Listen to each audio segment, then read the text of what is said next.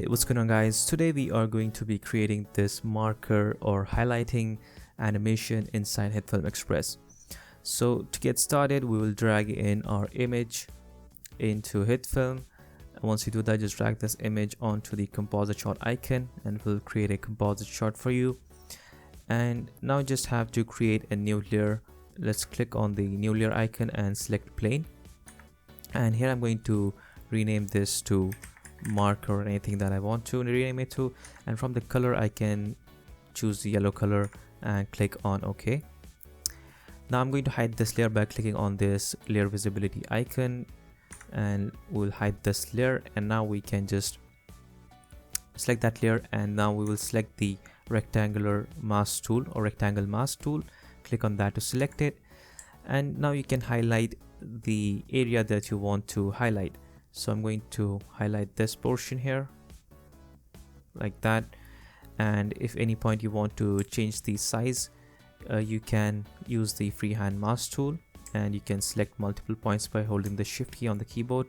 So let's say I want to just edit the 2 points, these 2 points. You can select those, and then you can hit the arrow keys on your keyboard and just move it up or down. Right, so once you do that, now you can toggle the layer visibility icon, you can toggle it on, and this is what you will have. You can right click on the layer, blend, and set this to multiply, and now you can get your text back. Right, so now we have to animate this. So if we select the mask layer, and now we select the selection tool, which is right at the top. If you click on that, you will see that this anchor point is right over here. We want the anchor point to be on the left side of the shape. So I'm going to hold the shift key and just drag this anchor point right over here. So you can zoom in and just be precise with this. So I'm going to put it right on the left edge of the shape. And now we can go to transform, scale, and we can animate the scale. So I'm going to unlink this first by clicking on this icon. So it will unlink the scale. And now I'm going to click on this circle icon to create a keyframe. And now I'm going to move forward maybe by about a second, and I will just create another keyframe. So you can click on toggle keyframe, so we will have the same keyframes, and on the previous keyframe I'll set the scale to 0. So if you play this, you will have an animation that looks something like this. Now that looks fine, but if you want to make it look like a marker, you can apply some effects. So I'm going to apply heat distortion to this, and I'm going to go to controls, heat distortion, and animation. I'm going to first of all take off the animation. We don't want it to animate. And I'm going to take off the diffusion strength and diffusion bias, and you can play around with different values here. I'm going to reduce the scale, and you can see now you get these little distorted edges, and that's what we are looking for.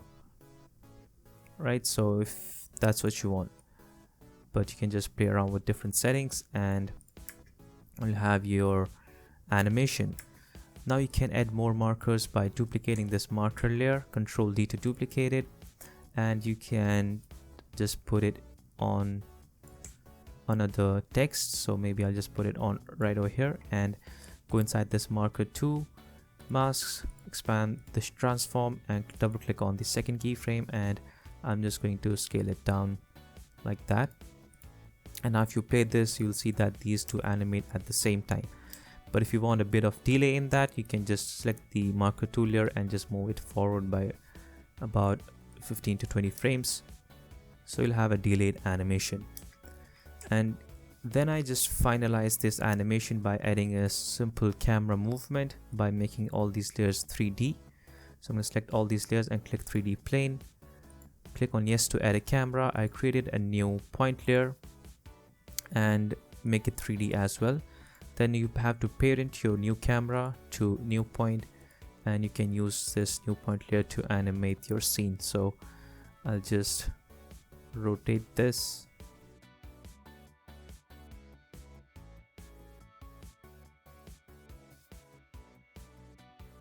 That's it. That's how you can create this highlighting effect inside Hitfilm Express. If this video is helpful, don't forget to leave a like and also subscribe to this channel. Thank you so much for watching, and I'll see you guys in the next one.